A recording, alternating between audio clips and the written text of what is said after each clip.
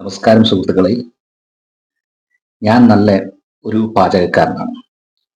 നമ്മുടെ ഇവിടെ കോട്ടയത്ത് ഇങ്ങനെ 100 രൂപയ്ക്ക് 1 കിലോ ചാള കിട്ടും. ഈ അരിച്ചാളയാണ്.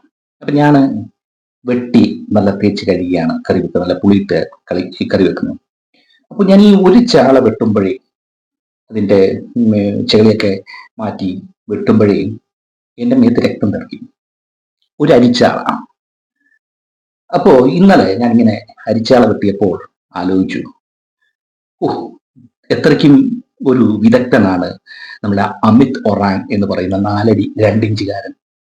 ഞാനിത് പറയാൻ കാര്യം, ഒരു അജാനുബാഹുവായിട്ടുള്ള ഒരു 6 അടി അടുത്ത് പൊക്കമുള്ള 100 കിലോയ്ക്ക് മേളിൽ ഭാരമുള്ള ഒരു വ്യക്തിയെ അടിച്ചു കൊല്ലുകയും പുള്ളി അത്രയ്ക്കും തന്നെ വെയിറ്റുള്ള ഒരു 80 കിലോ 90 കിലോ തന്നെ വെയിറ്റുള്ള പുള്ളിക്കാരന്റെ ഭാര്യയെയും അതിക്രൂരമായിട്ട് കോടാലിയും വെച്ച് അടിച്ചു കൊല്ലുകയും ചോപ്പിംഗ് ബോണ്ട് ഇത്രയും വലിയ മുറിവുകൾ ഉണ്ടാക്കി 2 മനുഷ്യനെ ക്രൂരമായി കൊന്ന ആ വ്യക്തിയുടെ ശരീരത്ത് ഒരു തുള്ളി രക്തം തെറിച്ചിട്ടില്ല. ചെറുക്കൻ 4-ാം ദിവസവും ആ ഡ്രസ്സ് ഇട്ടുകൊണ്ടാണ് നടക്കുന്നത്. നിങ്ങൾ ഈ CCTV ഒന്ന് കണ്ടു നോക്കി. അതിൽ നിന്ന് അവൻ പോകുന്നത് 12 മണിക്ക് നിക്കറും ബനിയനും ഇട്ടുകൊണ്ട്, തിരിച്ചു വരുന്നത് ഏതാ DVR പിടിച്ചുകൊണ്ട് വരുന്നു, നിക്കറും ബനിയനും ഇട്ടുകൊണ്ട്. കുറച്ച് തിരക്കഥകളിൽ, അതായത് പോലീസ് തിരക്കഥകളിൽ കുറച്ച് തെറ്റ് സംഭവിച്ചോ എന്നൊരു സംശയം എനിക്കുണ്ട്. എന്റെ സംശയം മാത്രമാണ്, അത് നിങ്ങളോട് ഒന്ന് പറയുക എന്നുള്ളതാണ്. സംഭവം ഇതിപ്പം വലിയൊരു കൊല നടത്താൻ പോവുകയാണ്. എങ്ങനെയാണ്, നമ്മളൊരു പന്നിയിലെ തല്ലിക്കൊല്ലാൻ പോവുകയാണെങ്കിൽ നമ്മൾ ഡ്രസ്സ് മാറും. അപ്പൊ അങ്ങനെയുള്ള ഒരു അവസ്ഥയിൽ നമ്മുടെ ഒറാങ് ഈ കൊല നടത്താൻ പോകുമ്പം ഒരു 2 പേർ ഡ്രസ്സെങ്കിലും എടുത്തിരുന്നെങ്കിൽ എന്ന് ഞാൻ ഉദ്ദേശിച്ചു. പക്ഷെ എടുത്തിട്ടില്ല. നിങ്ങൾ ആ CCTV ശ്രദ്ധിച്ചാൽ അറിയാം. അദ്ദേഹം ആ ഡ്രസ്സിലാണ് പോകുന്നത്. ആ ഡ്രസ്സിൽ തന്നെ വരുന്നു. ഇപ്പോഴും ആ ഡ്രസ്സിലാണ് ആ പയ്യൻ. ഏതാണ്ട് 22-ാം തീയതി നടന്ന കൊലപാതകമാണ്. ചെറുക്കന് ഒരു ജോഡി ഡ്രസ്സ് പോലും കൊടുത്തിട്ടില്ല. രക്തം പോലും തെറിക്കാതെയാണ് അവനെ പരിപാടി ചെയ്തത്. അപ്പോ ഇത് അവിടെ ചെല്ലുന്നു. അജാനുബാഹുവായിട്ടുള്ള മനുഷ്യനെ അദ്ദേഹത്തിന്റെ ഭാര്യ അടിച്ചു കൊല്ലുന്നു. ഒരു പ്രമുഖ വാർത്താ ചാനൽ ന്യൂസ് 18 അവർക്ക് കൃത്യമായിട്ടുള്ള റിപ്പോർട്ടേ കിട്ടുള്ളൂ. അവർ പറയുന്ന ഇപ്രകാരമാണ്: ഭാരമില്ല, അതുകൊണ്ട് അടിച്ചാൽ ഇയാൾ ചാകില്ല എന്ന് വ്യക്തമാകുന്നു. വീടിനുള്ളിൽ തന്നെ ഇരിക്കുന്ന കോടാലി എടുത്തുകൊണ്ട് അയാൾ ഈ പ്രതിയെ വെട്ടുന്നത് ശരീരത്തിൽ രക്തം തെറിക്കാതെ അകന്ന് നിന്നുകൊണ്ട്, കോടാലി കൈയുടെ അറ്റത്ത് പിടിച്ചുകൊണ്ട് അകന്ന് നിന്നുകൊണ്ടാണ് തലയ്ക്ക് പിന്നിൽ ആദ്യം അടിക്കുന്നു.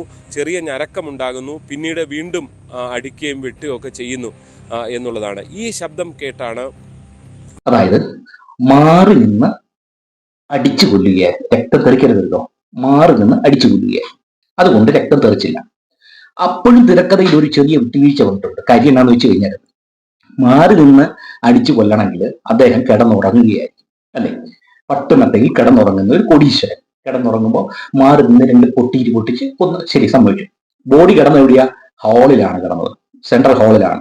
അപ്പൊ അവിടുന്ന് വലിച്ചുകൊണ്ട് വരുമ്പോൾ രക്തം മൊത്തം അങ്ങോട്ട് വരും, ഇവിടെ വരും, അല്ലെ? അത് വന്നിട്ടില്ല. അദ്ദേഹം പൂർണ്ണ നഗ്നനായിട്ട് നിൽക്കുകയാണ്.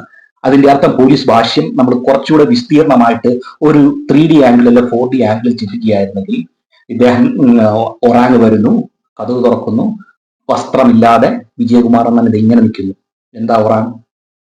നിങ്ങളെ ഞാൻ കൊല്ലാൻ പോവുകയാണ്, നിങ്ങൾ അങ്ങോട്ട് മാറി നിൽക്കണം എന്ന് പറഞ്ഞ് മാറി നിന്ന് അടിക്കുക, അവിടെ ഇട്ട് കൊല്ലുക, ഡ്രസ്സ് ഇല്ലാതെ. അതാണ് പറഞ്ഞു വരുന്നത്. അതായത് വലിച്ചിഴച്ച് കൊണ്ടുവന്നതിന്റെ പാടൊന്നുമില്ല.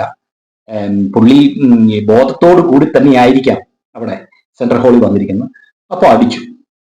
അതുപോലെ തന്നെ പുള്ളിക്കാരത്തി ചിലപ്പോൾ ഉറങ്ങുകയായിരിക്കാം. അടിച്ചു, കൊന്നു. 2 പേരും ചോപ്പിംഗ് ബോണ്ട് ഭയങ്കര വികൃതമാക്കി കൊന്നു.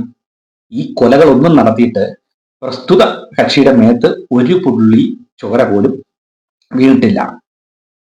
എന്നാ വീണെന്ന് വെച്ചോ, CCTV കാണാൻ മേലെന്നായി. ഓക്കെ, രക്തത്തിൽ മൊത്തം കുടിച്ചു വന്നു. ഇവൻ ഓട്ടോ പിടിച്ചാണ് വന്നത്. ഇവിടെ ഈ തിരുവാതിക്കയിൽ നിന്ന് കോട്ടയം വരെ പോകണമെങ്കിൽ ഒരു 5 കിലോമീറ്റർ ഉണ്ടോ, നടന്നു പോകണം. ഇവൻ രക്തത്തിൽ കുളിച്ചാ പോയിരുന്നെങ്കിൽ, ഈ രക്തത്തിൽ കുളിച്ച ഡ്രസ്സ് എവിടെ ഊരിയിട്ടാലും തൊണ്ടിമുതലല്ലേ, ഈ തൊണ്ടിമുതൽ പിടിക്കണ്ടേ? അമിത് തുമ്മിയതും തൂറിയതും ഛർദിച്ചതും എല്ലാം എടുത്തിപ്പം പോലീസ് അവൻ അങ്ങനെ ചെയ്തു ഇങ്ങനെ ചെയ്തു പറയുമ്പോൾ, എന്തുകൊണ്ട് ഈ രക്തക്കറ പറ്റിയ ഈ തൊണ്ടി മുതല് പോലീസ് എടുത്ത് ഇവനെ കൊണ്ട് എടുപ്പിച്ചില്ല. സപ്പോസ് അവന്റെ റൂമിൽ കൊണ്ട് അത് നിബഞ്ജനം ചെയ്ത് അവിടുന്ന് മാറി അവൻ എവിടെയെങ്കിലും നിബഞ്ജനം ചെയ്തു, അത് കണ്ടുപിടിക്കണ്ടേ? ഇതുപോലെ തന്നെ പ്രധാനപ്പെട്ട ഒരു തെളിവല്ലേ. അതൊന്ന്.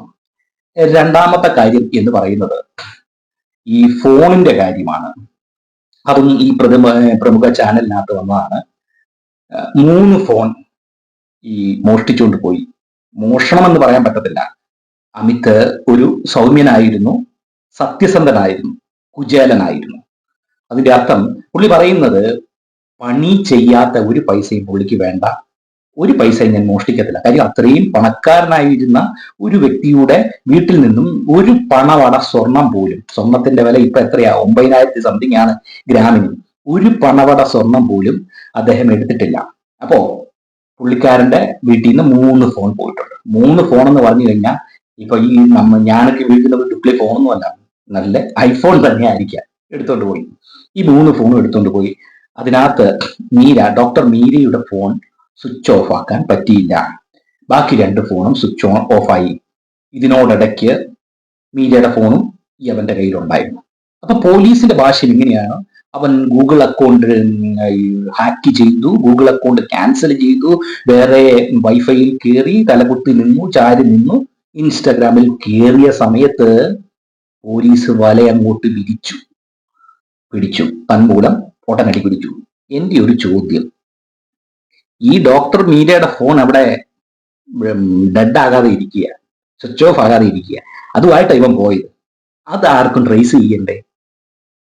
അപ്പൊ അവിടെയും തിരക്കഥ വിട്ടുവീഴ്ചയും തോൽവിയും സംഭവിച്ചിരിക്കുന്നു. എനിക്ക് തോന്നുന്നത് എന്തുകൊണ്ട് അത് മീരയുടെ ഫോണ് ഇവന്റെ കയ്യിൽ ഏൽപ്പിച്ചു എന്നുള്ളതിന് എൻ്റെ ഒരു ആശയം ഞാൻ പറഞ്ഞുതരാം. കാര്യം കൊന്ന ആൾക്കാര് ചില്ലറ ആൾക്കാരല്ല. ചതിയിൽ വഞ്ചനയില്ലല്ലോ എന്ന് പറഞ്ഞുകൊണ്ട് കൊന്ന ആൾക്കാർക്ക് യവനെ വിശ്വാസമില്ല. അപ്പൊ യവൻ പോകുന്ന വഴി ഒന്ന് ട്രേസ് ചെയ്യണമല്ലോ. അല്ലെങ്കിൽ യവന്റെ കൂടെ എപ്പോഴും ഉണ്ട്, എവിടെ മാള വരെ ഈ കൊന്ന ആൾക്കാരുണ്ട്. അവിടെ നിന്ന് ഈ ഫോൺ കൊടുത്ത് ഇവന്റെ ഫോൺ സ്വിച്ച് ഓഫ് ആക്കി ഇവൻ നാട് കെടുകയാണെങ്കിൽ എങ്ങനെയാലും പിടിക്കണ്ടേ? അതിനാണ് ഈ പറയുന്ന ഫോണും കാര്യങ്ങളുമായിട്ട് ഇവന്റെ കൂടെയാണ് നടന്നത്.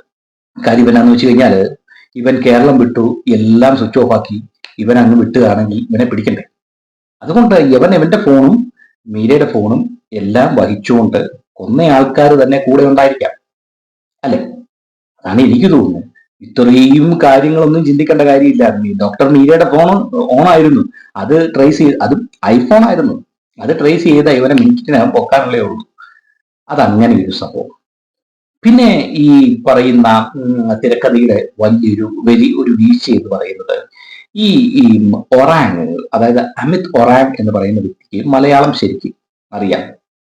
അദ്ദേഹം ഓട്ടോ ഡ്രൈവർ പറയുന്നുണ്ട്, ഈ ഇദ്ദേഹത്തിനെ ഓട്ടോയിൽ കയറ്റി കൊണ്ടുവന്ന അയാൾ പറയുന്നുണ്ട് മലയാളം ശരിക്കും അറിയാം. അതിന്റെ അർത്ഥം ഇദ്ദേഹം ഒരു 10 വർഷത്തിന് മേളിലായിരിക്കാം, അല്ലെങ്കിൽ ഒരു 5 വർഷത്തിന് മേളിലായിരിക്കാം ഈ കോട്ടയത്ത് അല്ലെങ്കിൽ കേരളത്തിൽ വന്ന് ജോലി എടുക്കുക, അല്ലെ?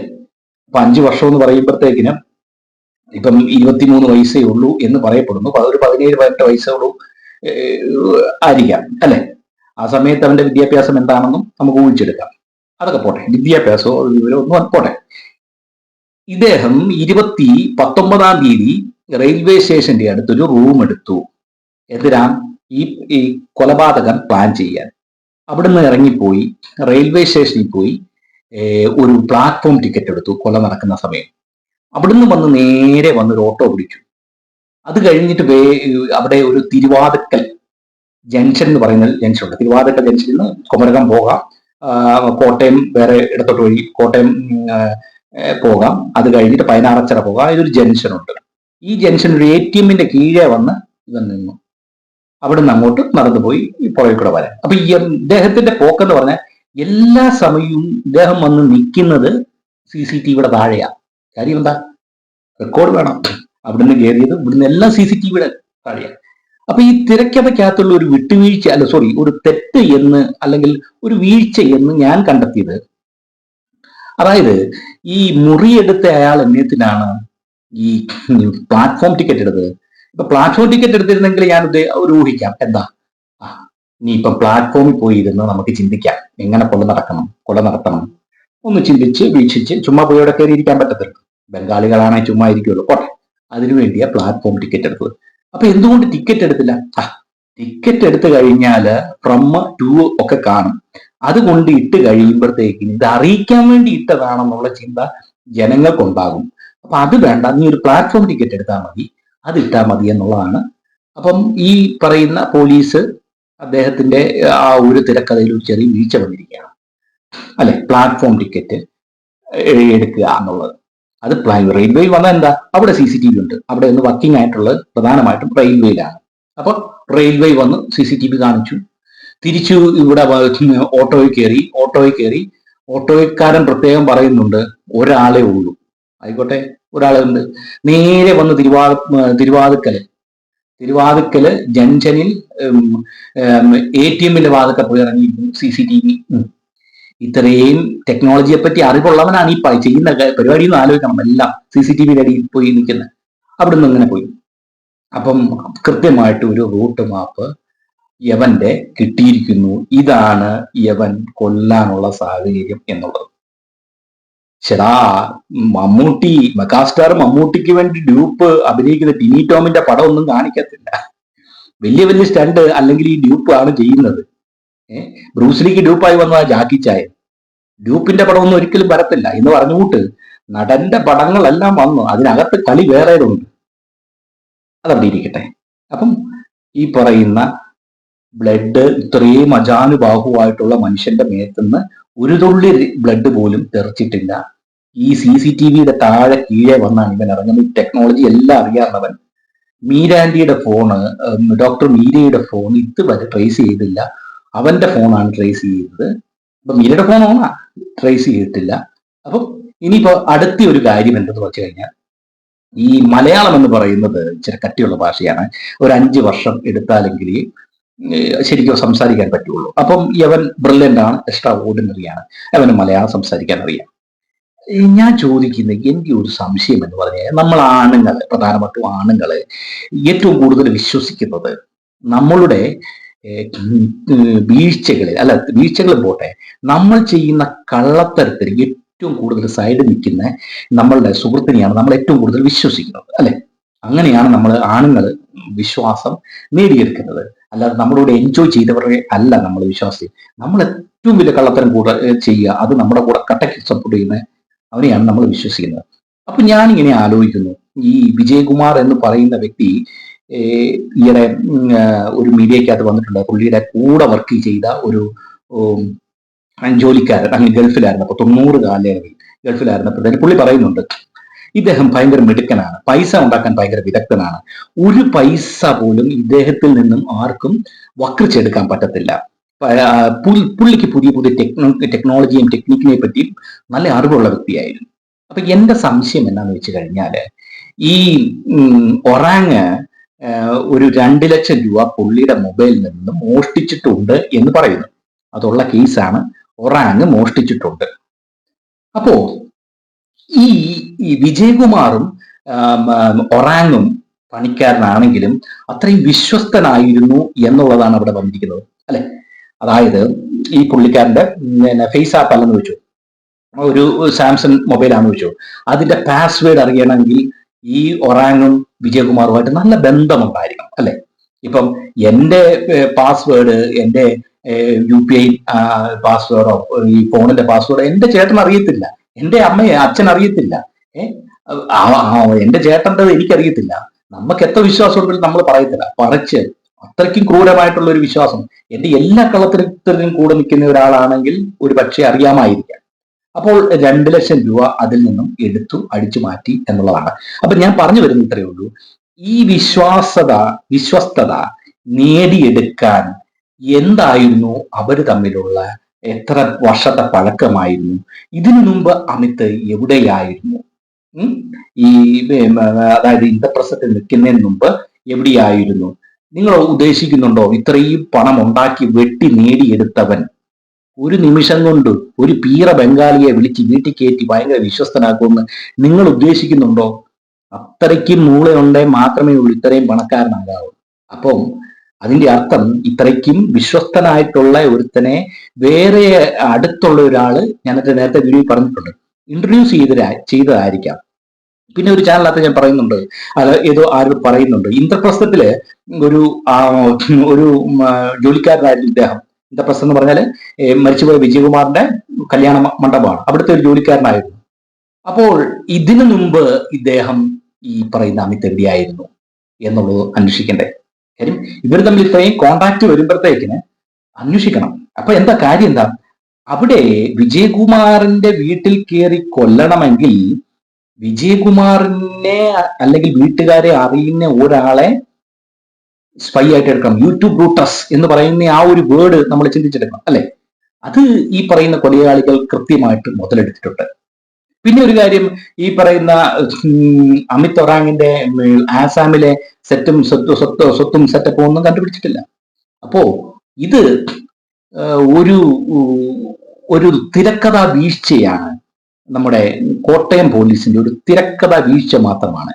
എനിക്ക് തോന്നുന്നു ഈ കോട്ടയം പോലീസ് കോൺസ്റ്റബിൾ മുനിയാണ്ടിയുടെ തിരക്കഥയിൽ ഇത് രചിച്ചാന്ന് തോന്നുന്നു. ഇത് ഒരു പക്ഷെങ്കില് നമ്മളുടെ ഒമർ ലുല്ലു സാറിനെ കൊണ്ടോ ആറാട്ടണ്ണന്റെ നായക സ്ഥാനത്തിൽ നിർത്തിക്കൊണ്ട് ഒരു സിനിമയാക്കി കഴിഞ്ഞാൽ വിജയിക്കും എന്നുള്ളതാണ്.